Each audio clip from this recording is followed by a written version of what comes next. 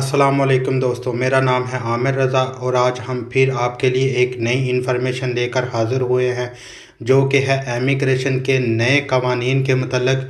तो इसमें एक और कानून ऐड किया गया है। पहले बात हो रही थी कि जिनको फोलियो दा वीज़ा अदालत की तरफ से मिल गया है वो एमिग्रेशन अप्लाई नहीं कर सकते, लेकिन बाद में इसको ऐड कर दिया गया कि वो लोग भी एमिग्रेशन अप्लाई कर सकते हैं जिनको अदालत की तरफ से फोलियो दा वीज़ा मिल गया था।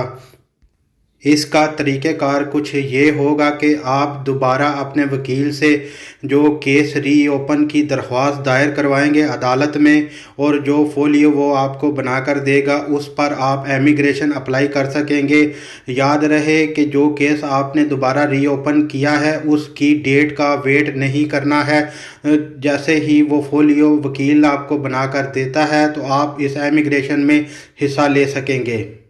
दूसरी अपडेट ये है कि वो लोग भी एमिग्रेशन में हिस्सा ले सकेंगे जिनके पास झील वाली सजोनो थी या स्टूडेंट्स सजोनो थी या वो 18 साल से कम थे तो उनके पास उस लिहाज से सजोनो थी, लेकिन 31 अक्टूबर 2019 के बाद वो किसी वजह से काम का कॉन्ट्रैक्ट ना होने की वजह से सजोनो रीन्यू नहीं करवा सके।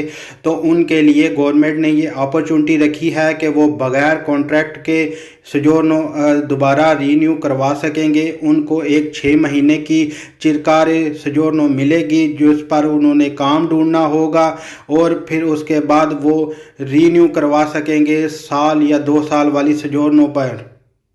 जैसा कि दोस्तों आपको पता है कि इटालियन गवर्नमेंट रोज़ बरोज़ नए कवानीन इमिग्रेशन के मुतारिफ़ करवा रही है। इन तमाम कवानीन से अपडेट रहने के लिए हमारे चैनल को सब्सक्राइब ज़रूर कीजिएगा और साथ ही बेल आइकन को भी दबा दें ताकि नई आने वाली अपडेट्स आप तक बर वक्त पहुँचाई जा सकें।